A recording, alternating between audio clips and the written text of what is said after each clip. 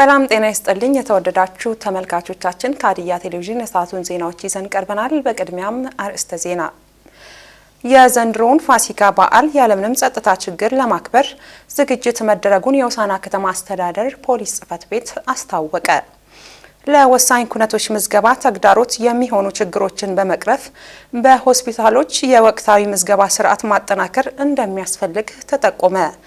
ሀገረ መንግስትን ከመገንባት አንጻር ሚዲያና ኮሙኒኬሽን ጥንቁቅና ቀልጣፋ ሊሆኑ ይገባል ሲሉ የማዕከላዊ ኢትዮጵያ ክልል መንግስት የፕሬዝዳንቱ ልዩ አማካሪ አቶ ንጉሴ አስረስ ገለጹ።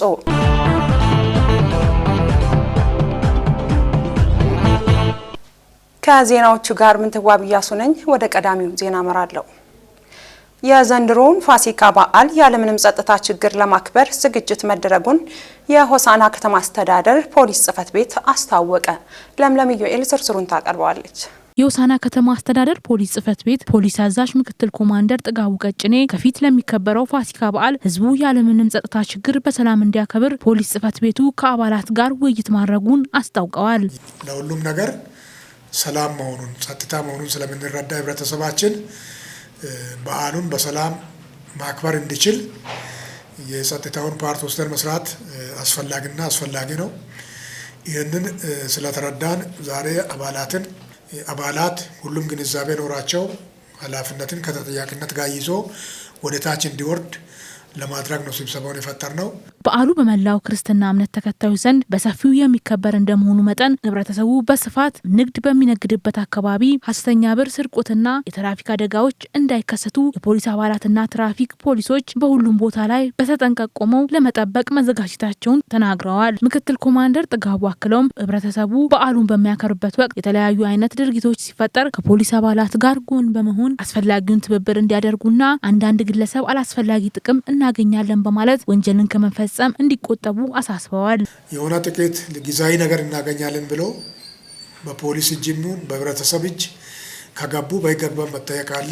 ተገቢ ላልሆነ ጥፋት ተገቢ ላልሆነ እስር ከሚዳረጉ ከዛ ወጥቶ ልማት ሊያመጡ የሚችሉ ኃይል ቢሆኑ መልእክቴን ለነሱ በዚህ መልኩ አስተላልፋለሁ። በዚህ በ2017 የፋሲካ በዓል እንኳን አደረሳችሁ እያልኩ መልእክቴን ምናልባትም የተለየ ነገር ካለ በሰጠሁት መረጃ ስልክ በሆሳዕና ከተማ ፖሊስ 046 555 3211 ላይ የተለየ ነገር ካለ መረጃ እንዲሰጡ ጭምር መልእክቴን አስተላልፋለሁ። በውይይቱ ላይ ከተሳተፉ ተሳታፊዎች ምክትል ኮማንደር አባይነህ ብሌንና ምክትል ኮማንደር ብርሃኑ ሞሎሮ በበኩላቸው የፋሲካን በዓል ህዝቡ በሰላም እንዲያከብር ከፖሊስ አባላት የሚጠበቀውን ዝግጅት ማድረጋቸውን ገልጸዋል። በከተማችን ላይ ሊፈጸሙ የሚችሉትን ወንጀሎች አስቀድመን ከመከላከል ጋር ተያይዞ ያለውን ነገር በሰፊው ተነጋግረናል። ህዝባችን ደግሞ ከጎን ሆኖ መረጃ በመስጣት በጋራ በመስራት ከኛ ጋር ዘውትር የሚያደርገውን የወንጀል መከላከልን ድጋፍ ዛሬም ህዝባችን ድጋፍ እንዲያደርግ ነው የሚያስተላልፈው መልእክት።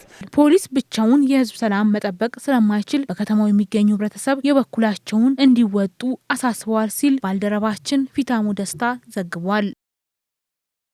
የተማሪዎችን አእምሮ ለማዳበርና ውጤታቸውን ለማሻሻል የትምህርት ቤቶች ምገባ ስርዓት ጉልህ ድርሻ እንዳለው የሌሞ ወረዳ ዋና አስተዳዳሪ አቶ ታደለ ደምሴ ተናገሩ። በወረዳው የትምህርት ቤቶች ምገባ በሰሜን በሌሳ አንደኛና መለስተኛ የማህበረሰብ ትምህርት ቤት ተጀምሯል። ዱናሞ ዮሐንስ ተጨማሪ አለው። የሌሞ ወረዳ ዋና አስተዳዳሪ አቶ ታደለ ደምሴ የምገባውን ፕሮግራም በይፋ ሲያስጀምሩ የተማሪዎች ምገባ መንግስት ለሰው ተኮር ተግባራት ትኩረት ሰጥቶ እየሰራ ከሚገኝባቸው መስኮች አንዱ መሆኑን ተናግረዋል። በሁሉም በመንግስት ቅድመ መደበኛና አንደኛና መካከለኛ ደረጃ ትምህርት ቤቶች ተማሪዎች የምገባ ተጠቃሚ እንዲሆኑ ከፍተኛ ስራ ይሰራል ብለዋል። ታዳጊዎች በአካልና በአእምሮ የዳበረ ትውልድ ሆነው እንዲያድጉና መጠነ ማቋረጥን በመቀነስ የመማር ማስተማሩ ሂደት ውጤታማ እያደረገ የሚገኝ ተግባር እንደሆነም አቶ ታደለ አስረድተዋል። በተጨማሪም የተማሪዎች ምገባ ኑሮ ማረጋጋት ላይ አዎንታዊ ሚና እንዳለውም ገልጸዋል። የሀዲያ ዞን ትምህርት መምሪያ የትምህርት ቤት ማሻሻልና ሱፐርቪዥን ቡድን መሪ አቶ ሙላቱ በቀለ እንደገለጹት በሰሜን በሌሳ አንደኛና መለስተኛ የማህበረሰብ ትምህርት ቤት የተጀመረው ፕሮግራም መንግስት የሰጠውን ትኩረት እንደሚያሳይ ጠቁመው ህብረተሰቡ ይህን ተሞክሮ ሊያስቀጥል ይገባልን ብለዋል። በተጨማሪም የተማሪዎች ምገባ ዋና ዓላማው ተማሪዎች በንጹህ አእምሮና በጥሩ ጉልበት ትምህርታቸውን መከታተል እንዲችሉ ለማድረግ እንደሆነ ገልጸው ፕሮግራሙን ለማስቀጠል ሁሉም የትምህርት ማህበረሰብ በንቃት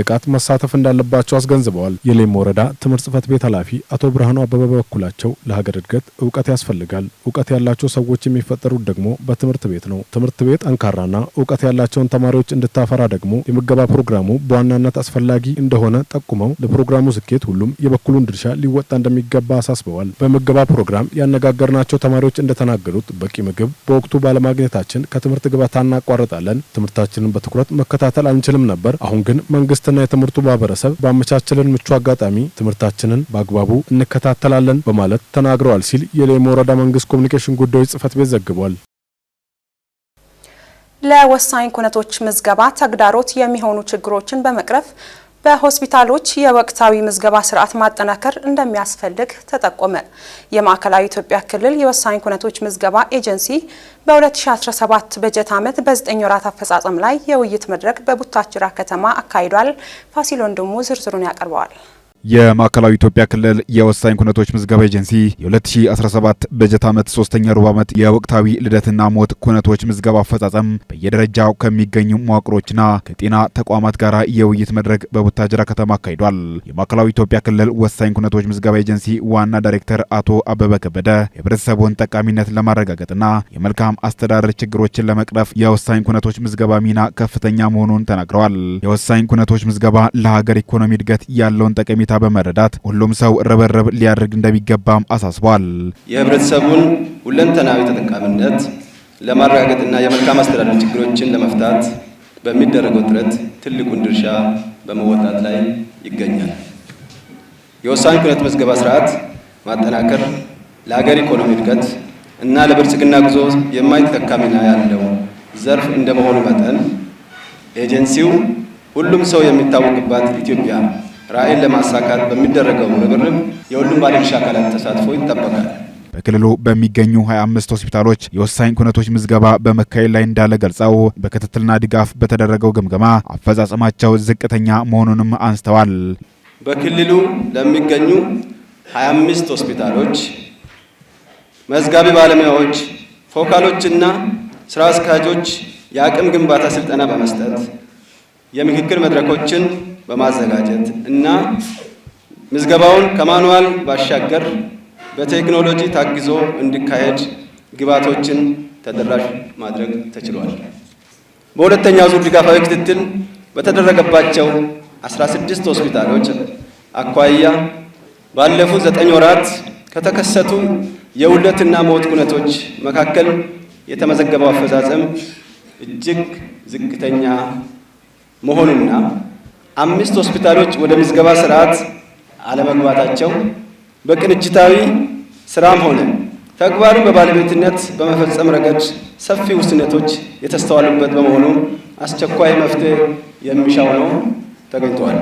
ለወሳኝ ኩነቶች ምዝገባ ተግዳሮት የሚሆኑ ችግሮችን በየደረጃው በመቅረፍ በሆስፒታሎችና በጤና ተቋማት የወቅታዊ ምዝገባ ስርዓትን ማጠናከር እንደሚያስፈልግም ኃላፊው ገልጸዋል።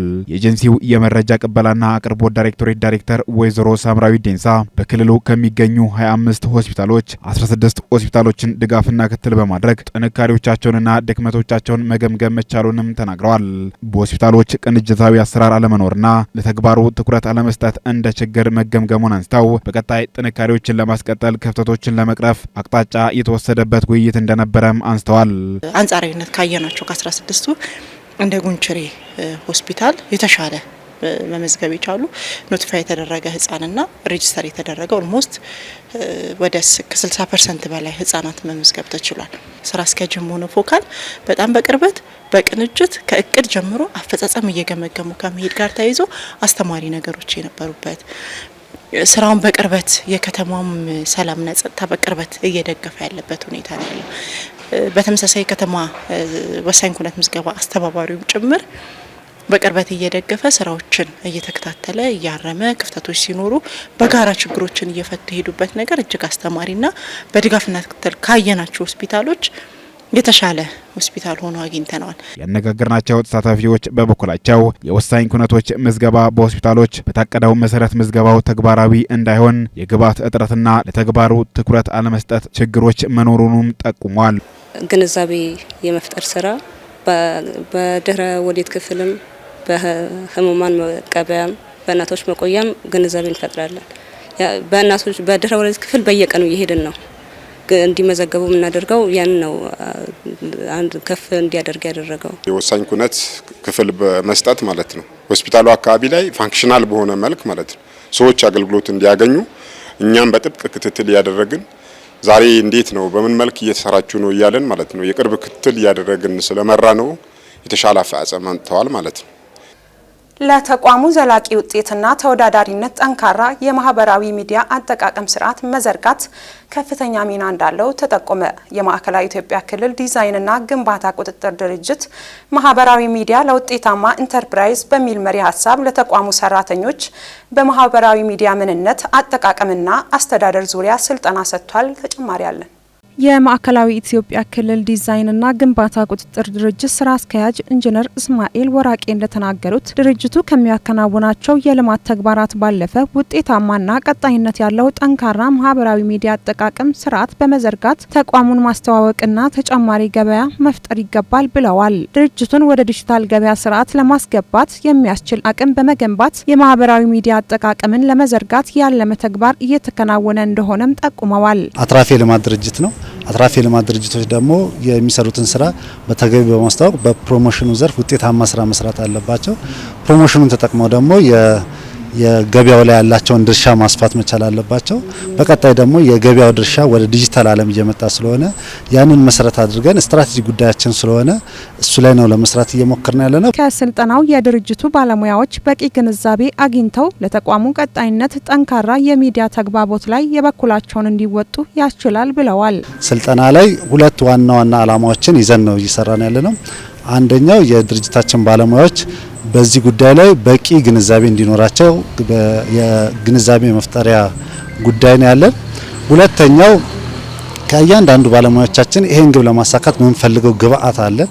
እያንዳንዱ ባለሙያ የዚህ ዓላማ ተሳታፊ ሆኖ በውጤታማነት ማስፈጸም እንዲችል በዲጂታል ዓለሙ ላይ በሶሻል ሚዲያው ላይ ራሱን አይነት ኃላፊነት እንዲወጣ በዋናነት ደግሞ ስማርት ኮሚኒኬተር መሆን የሚያስችለውን አቅም ለመፍጠር ታሳቢ ተደርጎ የተዘጋጀ ስልጠና ነው። የስልጠናው ተሳታፊዎችም በተግባሩ በቀጥታ በመሳተፍ በተቋሙ ጠንካራ የመረጃ ልውውጥ ማድረግ ያስፈልጋል ብለዋል። የድርጅታችን ባለሙያዎች በዚህ ዘርፍ ላይ በግብአትነት የምንፈልገው አንደኛው የተቋሙን ዓላማ ራዕይ በተገቢው ማስተዋወቅ የሚያስችል አቅም መፍጠር ነው። እሱንም ያደርጋሉ ብለን ታሳቢ እናደርጋለን።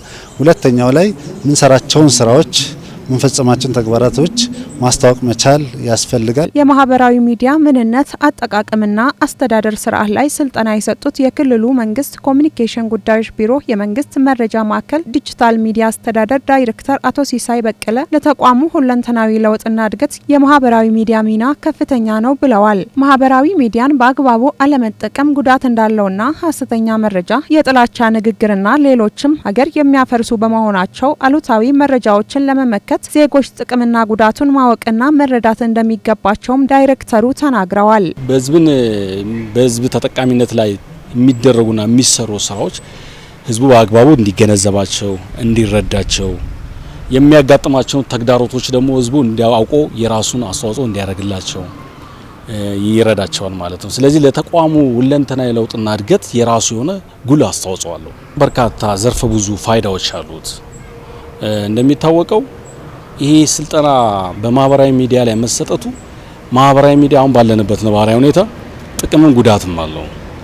ጥቅሙን የበለጠ ሊያጣጥሙትና የበለጠ እንዲጠቀሙበት ለማድረግ የሚያጋጥሙ ደግሞ አሉታዊ የሆኑ ጉዳዮችን በጋራ ለመመከት ያስችላቸዋል። የማዕከላዊ ኢትዮጵያ ክልል ዲዛይንና ግንባታ ቁጥጥር ድርጅት የህዝብ ግንኙነት ባለሙያ አቶ አብዱረዛቅ መሐመድ እንደተናገሩት ተቋሙ የሚያከናውናቸውን ተግባራት ቀጣይነት ለማረጋገጥ ውጤታማ የመረጃ ልውውጥ ማድረግ እንደሚገባ ተናግረዋል። ለዚህም የማህበራዊ ሚዲያ ሚና ከፍተኛ በመሆኑ የተቋሙ ሰራተኞችም የማህበራዊ ሚዲያ አማራጮች በአግባቡ በመጠቀም ተቋሙን እንዲያስተዋውቁ የሚያስችል ስልጠና መሆኑን አንስተዋል። እያንዳንዱ ተቋሙ ሰራተኛ ኮሙኒኬተር መሆን መቻል አለበት። ዛሬ ጊዜ ሁሉም እጁ ላይ ስማርትፎኖች አሉ፣ ሞባይል ፎኖች አሉ። እነዚህ ሞባይል ፎኖች ዛሬ በቢሊየን የፌስቡክ ተጠቃሚዎች አሉ። ቀላል ቁጥር የማይጠቁስ የትዊተር የቴሌግራም በተለይም ደግሞ ሀገራችን ኢትዮጵያ ውስጥ ቴሌግራም እና በዋናነት ፌስቡክ ነው። ቀጥሎ ደግሞ ቴሌግራም በጣም ከፍተኛ የሆነ ስርጭት እያደረገ ከፍተኛ የሆነ ተጠቃሚ ያፈሩ ያሉ ፕላትፎርሞች ናቸው። ስለዚህ እነዚህን በእጃችን ያሉትን በመጠቀም አትራፊነታችንን ማስቀጠል መቻል አለብን ማለት ነው። ለዛም ነው ሶሻል ሚዲያ ለኢንተርፕራይዝ ልማት በሚል መሪህ ቃል ነው እንዲከበር ስልጠናው እንዲሰጥ ያደረግነው ማለት ነው።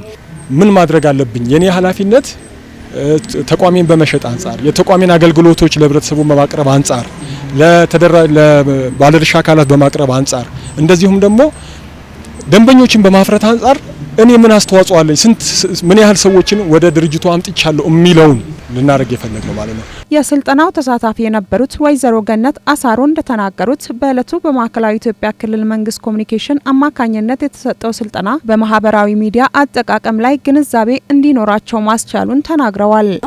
ስለዚህ ሚዲያ ደግሞ ከኛ ተቋም ጋራ በጣም ሪሌትድ ያደርጋል። ምክንያቱም ስራዎቻችንን የምናስተዋውቀው በሚዲያ ነው።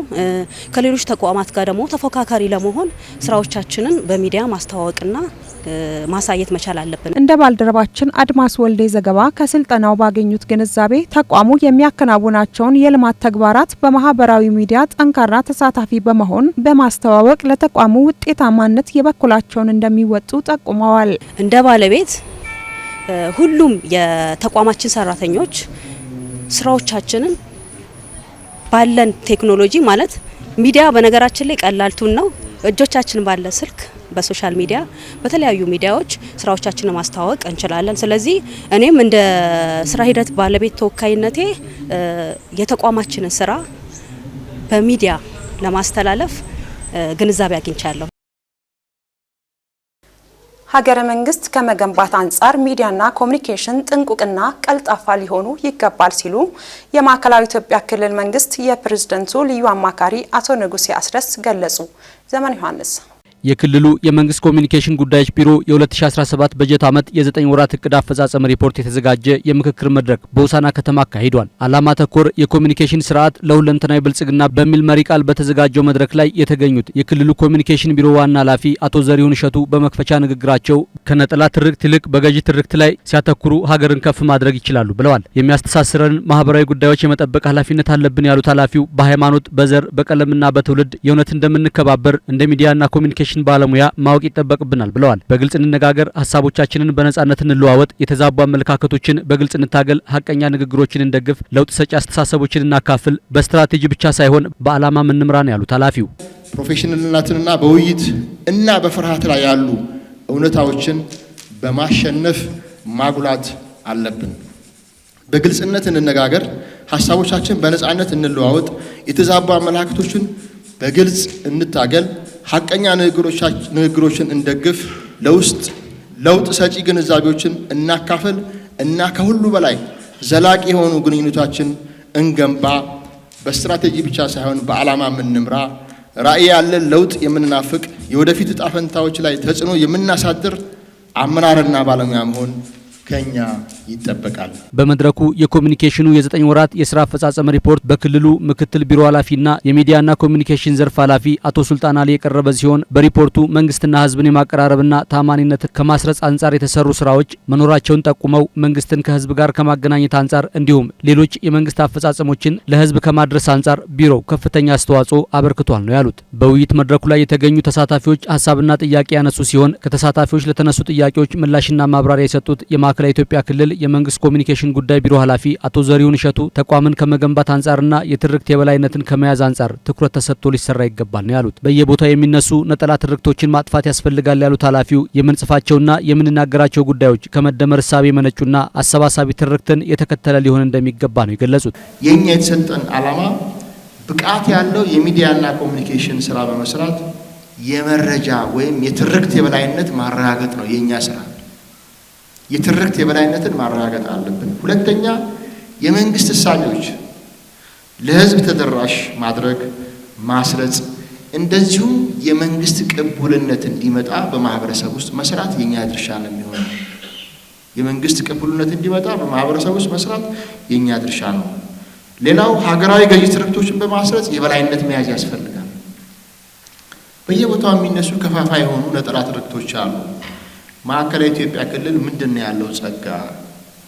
የህዝቦች ትስስር ምንድነው ያለው? የህዝቦች ባህል ምንድነው ያለው? የህዝቦች ማህበራዊ ሴት ምንድነው ያለው? ብዙ ነገሮች አሉ። እነዚህን ፈልቀቅ አድርገን አውጥተን ህዝቡን በሚያስተሳስር መንገድ በገዢ ትርክት ላይ ማተኮር በማስረጽ ላይ ስራ መስራት አለብን። በእኛ ደረጃ ላይ አንዳንድ ጋፕ ላይ አሉብን። የቅንጅት ጉለቶች አሉ። ለምሳሌ በመናስተላልፈው መልእክት ላይ ጋፕ አለ፣ የቅንጅት ጉለት አለ። ይሄን ማረም አለብን።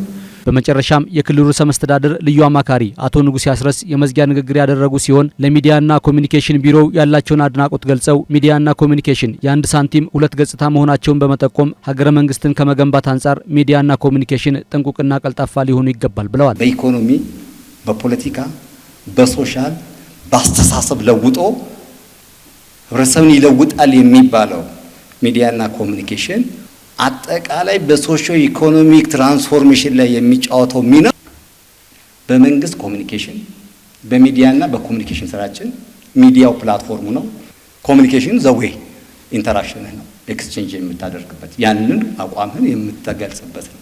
ሁለቱ የአንድ ሳንቲም ሁለት ገጽታዎች ናቸው። በመጨረሻም የማዕከላዊ ኢትዮጵያ ክልል መንግስት የፕሬዝዳንቱ ልዩ አማካሪ አቶ ንጉሴ አስረስ ከክልል ከዞኖችና ከልዩ ወረዳዎች ለመጡ የሚዲያና የኮሚኒኬሽን መምሪያ ኃላፊዎችና ምክትል ኃላፊዎች የስራ አቅጣጫ በመስጠት የዕለቱ መርሃ ግብር ተጠናቋል። በኢትዮጵያ የሜዲካል ቱሪዝም ማዕከል ማድረግ የሚያስችሉ ትልልቅ የሕክምና ተቋማት እየተገነቡ መሆኑን የጤና ሚኒስትር ዴኤታ ዶክተር ደረጀ ድጉማ ገለጹ። ቤተልሔም ደመቀ ተጨማሪ አላት። በኢትዮጵያ ማክሮ ኢኮኖሚ ማሻሻያን ጨምሮ በሌሎች ሪፎርሞች አማካኝነት በርካታ ስራዎች በመከናወን ላይ ይገኛሉ። በዚህም በጤና፣ በግብርና፣ ኢንዱስትሪ፣ ቱሪዝምና መሰል ዘርፎች ላይ ሀገራዊ ብልጽግናን የሚያረጋግጡ ተጨባጭ ውጤቶች ተመዝግበዋል። የጤና ሚኒስትር ዴኤታ ዶክተር ደረጀ ድጉማ ለኢዜአ እንደገለጹት የማክሮ ኢኮኖሚ ማሻሻያው በጤና ዘርፍ ትልልቅ ስኬቶች እንዲመዘገቡ አስችሏል። በኢትዮጵያ እናቶችን የሞት ምጣኔ ለመቀነስ በተከናወኑ ተግባራት አመርቂ ውጤቶች መመዝገባቸውን ገልጸዋል። እንደ አውሮፓውያን አቆጣጠር በ2030 የእናቶችን የሞት ምጣኔ ለመቀነስ የተያዘውን እቅድ ማሳካት በሚያስችል ቁመና ላይ እንገኛለንም ብለዋል። ለዚህ ደግሞ ከ55 ሚሊዮን በላይ ዜጎችን ያቀፈ የተጠናከረ የጤና መድን ስርዓት መዘርጋት መቻሉን የተሻለ ውጤት እንዲመዘገብ ማስቻሉን ገልጸዋል። ሀገራችን በእናቶች ሞት ምጣኔ ከፍተኛ ችግር ያለበት ሀገር እንደሆነ ይታወቃል። ባለፉት 5 ዓመታት በተወሰደው እርምጃ ትላልቅ ስኬቶች መጥቷል። በተለይ ደግሞ ከአንድ ወር በፊት ይፋ የሆነው በዓለም አቀፍ ደረጃ የጠናው ጥናት እንደሚያሳየው ከ100 ሺህ ከሚወልዱ እናቶች ውስጥ ከዚህ በፊት ከ267 በላይ እናቶች በህይወት ያልፋሉ። አሁን ቅርብ የጠናው ጥናት ወደ 195 መቀነሱን ያሳያል። ይሄ እንግዲህ በ2030 እንደ ፈረንጆቹ አቆጣጠር የተቀመጠውን ግብ ከ140 በታች ማድረግ የሚባለውን እየቀረብን እንደሆነ ያሳያል። ይሄ በቀላሉ የመጣ ውጤት አይደለም። ሰፋፊ ስራዎችን አብረን ሰርተናል። አንደኛው የጤና መድን ስርዓትን ማጠናከር ነው። እንደሚታወቀው ዜጎች የጤና ወጪን ለመሸፈን ሳይጨናነቁ ወደ ጤና ተቋም በፈለጉበት ሰዓት እንዲሄዱ ማድረግ ትልቅ ስኬት ነው በራሱ።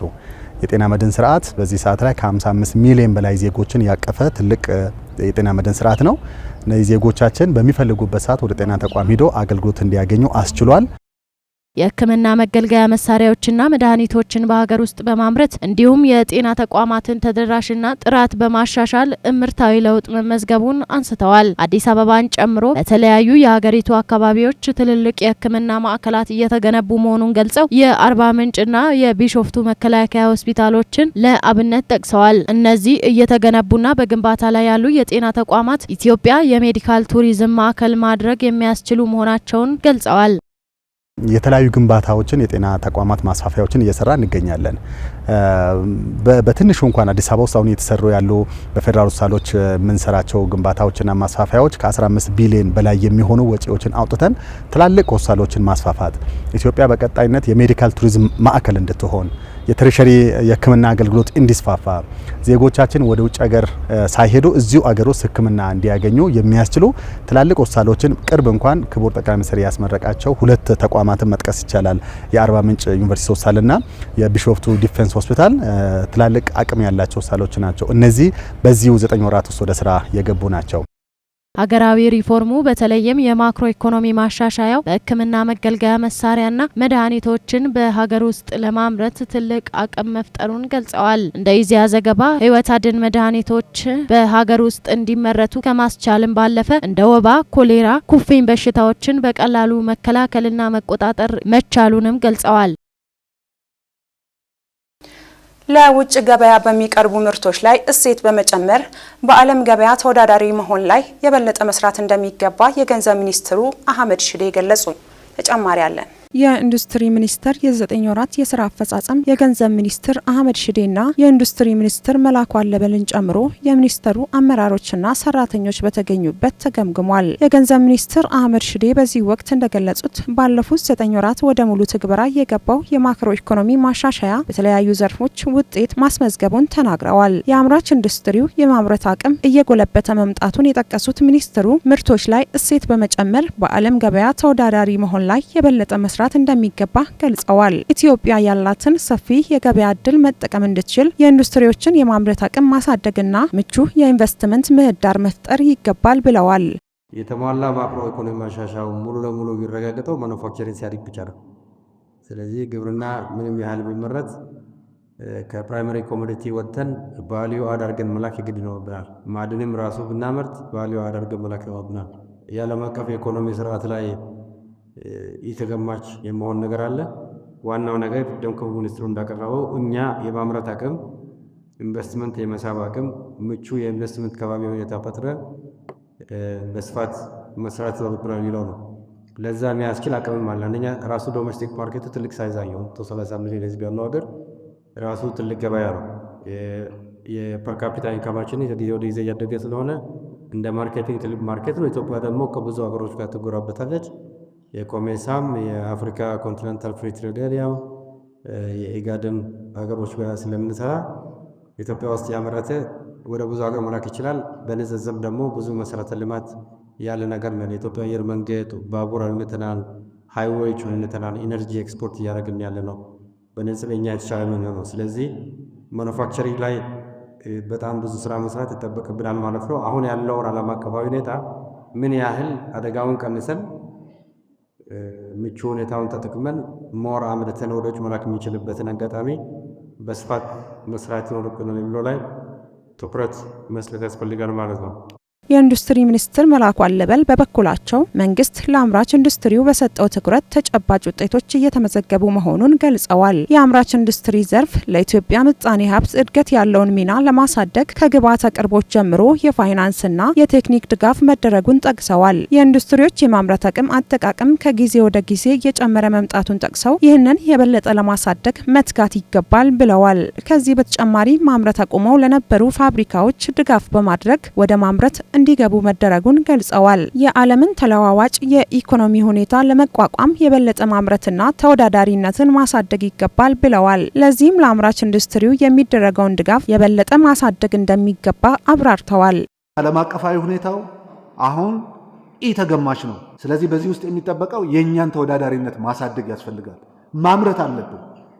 ካላመረትን በስተቀር ተመልሰን ሶቨርኒቲያችንን አደጋ ላይ መውደቁ አይቀርምና የዓለም ሁኔታ ምንድን ነው የሚመስለው የሚለውን ግምት ውስጥ ማስገባት ያስፈልጋል። በተለይ ደግሞ ለአምራች ኢንዱስትሪዎች የምንሰጠውን ድጋፍ ከዚህ ይበልጥ ማጠናከርና ማሻሻል አለብን። በደገፍናቸው ልክ ምላሹን እያየነው ስለሆነ በፋይናንስ፣ በመሬት አቅርቦት፣ በጉምሩክ ከገቢዎች ጋርና ከገንዘብ ሚኒስቴር ጋር ተያይዞ የጀማመርናቸውን ስራዎች በተሟላ መንገድ የማጠናቀቅና የተሟላና ምርታማ የሚያደርግ ድጋፍ ስራ መስራት አለብን። በተፈጠረው ምቹ ሁኔታ ልክ ግን ተቋማዊ አቅም የመገንባት የማጠናከርና እሱን የመጠቀም ጉዳይ ከኛ የሚጠበቅ ነው የሚሆነው። በግምገማ መድረኩ የተሳተፉት የኢንዱስትሪ ሚኒስቴር ሰራተኞች እንዳሉት ከሀገራዊ ለውጥ ወዲህ በተለያዩ ዘርፎች እየታየ ያለው እድገት ከፍተኛ ነው። መንግስት ያደረገው የማክሮ ኢኮኖሚ ማሻሻያ በኢንዱስትሪ ዘርፉ ውጤት እንዲመዘገብ ማድረጉንም ተናግረዋል። የተመዘገበውን ስኬት የበለጠ ለማጠናከርም ሁሉም የድርሻውን ሊወጣ እንደሚገባ ገልጸዋል። ከማክሮ ኢኮኖሚ ሪፎርም በኋላ ብዙ ለውጦች እየመጡ እንደሆነ እናያለን፣ እንገነዘባለን። በዚሁም ደግሞ ኢንዱስትሪ ሴክተር ከፍተኛ ለውጥ እየመጣና በማኑፋክቸሪንግ ኢንዱስትሪ ከፍተኛ ውጤት የተመዘገበና ቆራጥ አመራሮች ስላሉ ክቡር ሚኒስትራችንን አመሰግን እወዳለሁ። እንደ መንግስትም ትኩረት ተሰጥቶ የስማርት ማኑፋክቸሪንግ ኢኮኖሚ ሲተባበሩ ችግሮችን ካምፓኒ በካምፓኒ ተመራበት ያለው ጥሩ ነው።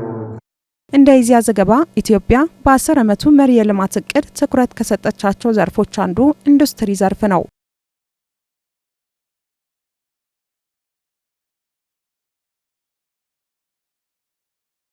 ለሰዓቱ ያዝናቸው ዜናዎች የተከታተላችሁትን ይመስል ነበር። ከዜናዎቹ ጋር ምንትዋብ እያሱ ነበርኩ። ከቀሪው የሀዲያ ቴሌቪዥን ፕሮግራሞች ጋር መልካም ጊዜ